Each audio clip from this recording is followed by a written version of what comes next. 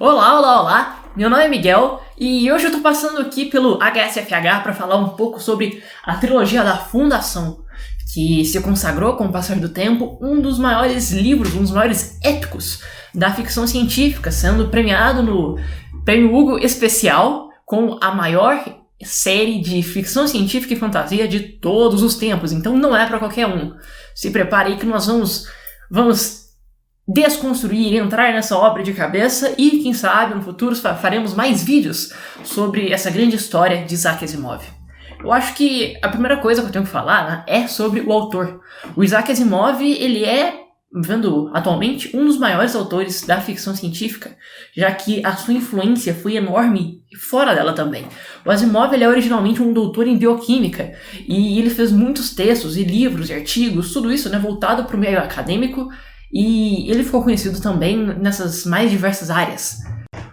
Por mim, uma das obras do Asimov mais conhecidas, né, pelo grande público é Eu, Robô. Esse livro aqui que virou um filme do Will Smith, que tem-se algumas controvérsias sobre a qualidade do livro, do filme, algumas comparações com o livro, mas recomendo aí a leitura e também que assistam o filme para tu pegar um pouco do que o Asimov gostaria de fazer com os robôs, o que ele tinha em mente, o que ele imaginava que ia ser o nosso futuro. Eu acho um exercício muito interessante de imaginação nossa.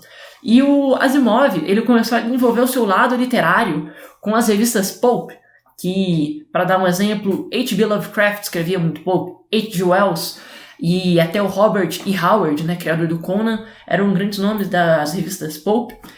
E lá, numa revista do tipo, a série da Fundação começou a ser publicada. Atualmente nós temos aqui esse livro gigante, mas em fascículos foram lançados, né, a partir de 1942 e, por incrível que pareça, só terminou em 93, tendo o volume final publicado póstumamente pela família, né, pelos detentores do direito do Asimov. Para escrever a Fundação, o Asimov ele usou como inspiração um livro chamado Declínio e Queda do Império Romano, do Edward Gibbons. E com isso ele foi vendo que, independente do quão grande for o poder do governo, do que seja, algum momento ele vai apresentar sinais de falha, de queda e cair. E ninguém esperava que o Império Romano caísse e ele caiu. E o Asimov, com isso em mente, pensou: e se eu fizesse algo muito maior do que o Império Romano? Uma coisa que abrangesse trilhões de pessoas dentro de uma galáxia enorme, com tecnologia de ponta, como que alguma coisa do tipo poderia cair? E como a gente vai trabalhar com isso? Foi isso que o Asimov fez na sua série da Fundação. E no primeiro livro a gente vai ter 5 histórias, como se fossem contos, indo desde antes da Fundação existir até já a sua existência e quase soberania dentro de um cenário político universal, se eu posso dizer assim. Em uma breve sinopse da primeira história, que é o estopim para tudo isso, existe um cara, um psicohistoriador chamado Hari Seldon, que ele vai criar, né, a psicohistória, que é uma ciência que vai trabalhar tanto com matemática, quanto com sociologia, quanto com estudos de história do passado, e assim conseguir prever o movimento de massas. Não de indivíduos, mas sim de massas. E com isso ele vai estipular como se fosse uma fórmula, e ele percebe que o Império está ruindo. E já faz tempo que ele está demonstrando esses sinais. Só que agora ele vai cair e teremos 30 mil anos de barbárie. O que acontece é que o Hari Seldon, um homem muito inteligente, ele tem um plano de contenção, como se ele fosse impedir que a humanidade entrasse nesse desastre completo. Ele tem em mente reduzir, por meio da sua fundação, um tempo de 30 mil anos para 1000 anos, que, se você parar para pensar, ainda continua muito tempo, mas comparado com 30 mil é fichinha.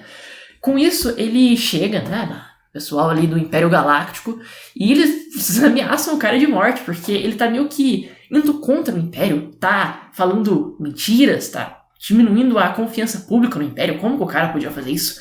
Mas mesmo assim, o Hari Seldon consegue conversar com eles, e o Império, sabendo que já não tá tão bem das pernas, faz uma proposta não muito agradável para ele.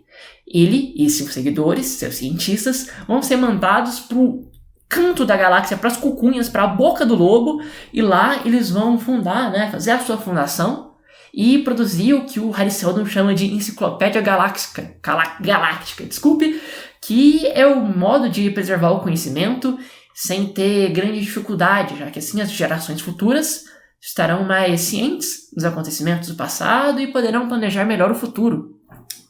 Mas essa proposta é um exílio, praticamente. Eles vão mandar o Hari Seldon, a sua turma, pro fim do mundo ali, pras bordas da galáxia. E, ok, o pessoal do Império acha que tá ótimo, mandou o cara pra longe, mas esse sempre foi o plano do Hari Seldon. Ele vai pro planeta de Terminus e lá eles fundam, né, a fundação, eles montam o que seria a fundação. Com isso, nós veremos várias histórias dentro da fundação, envolvendo a fundação e seu declínio e ascensão, né, se eu posso dizer assim. Mas um pequeno spoiler é que, não é só um spoiler, que pra mim é o que engrandece a obra, que faz ela ser uma grande história de ficção científica e totalmente diferente de muito do que a gente já viu, é que o Asimov, ele não vai te fazer se apegar por personagens, não de um modo completo. O Hari Seldon, até a página 100, ele já morreu de velhice. Você vai ter vários saltos no tempo, de às vezes 30 anos, 50 anos, ou até 200, que o autor vai fazer, e assim você não se apega necessariamente aos personagens em si, mas sim ao plano do Hari Seldon, a ciência perfeita dele, e você quer saber em que isso vai desenrolar. Será que ele tinha alguma falha? Será que estava tudo planejado? O grande protagonista da história é uma equação matemática, um plano muito louco, feito por um cientista genial. E por mim essa é a grande graça. Você não vai ter som, você vai acompanhar vários personagens no passar de centenas de anos, só que, sabe, o seu foco central é no plano do cara e como aquilo é incrível. Mas, por conta dessa falta de apego nos personagens, os fãs pediram, e o Asimov, quando estava vivo, escreveu mais 4 livros da Fundação.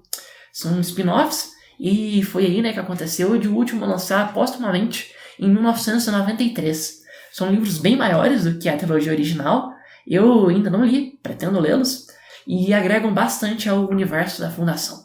Outra coisa que o Asimov fez também, que foi uma reviravolta que ninguém esperava, ele reeditou seus próprios livros para, assim, criar um grande universo. E aqui no final dessa edição, da editora Aleph, da edição especial, nós temos uma cronologia falando sobre os eventos do universo da Fundação e um ensaio também de um crítico, mas o que realmente vale é que você vai estar dando várias histórias, mesmo que não sejam necessariamente conectadas em um primeiro momento, mas você vai vendo que existem várias ligações entre elas. Tem como você achar na internet toda essa ligação, o que vem antes e o que vem depois, mas são várias sagas, são mais de 20 livros. Você não precisa ler todos, né? Mas se você quiser se aprofundar na obra do Isaac Asimov, eu recomendo muito. Eu acho interessante falar que O Robô faz parte do universo da Fundação. Se passa milhares e milhares e milhares de anos antes, mas faz parte. E, por exemplo, você vai ver a evolução dos robôs com o passar do tempo. E é além de ser uma história que vai trabalhar muito com essa discussão de qual é o papel do indivíduo na sociedade. Será que nós sozinhos temos força ou nós só podemos fazer alguma coisa com um grupo maior? Além de ele trazer essa discussão, falar sobre política, economia, governos, dominação e muitas páginas de diálogo, é um livro extremamente tranquilo de se ler. Ele não é um livro cansativo. Eu li esse tijolo de livro em 15 dias, são mais de 800 páginas. É uma leitura que, mesmo que você não vai se apegar aos personagens, você sempre quer saber no que vai dar o plano Seldon e o que vai acontecer no futuro.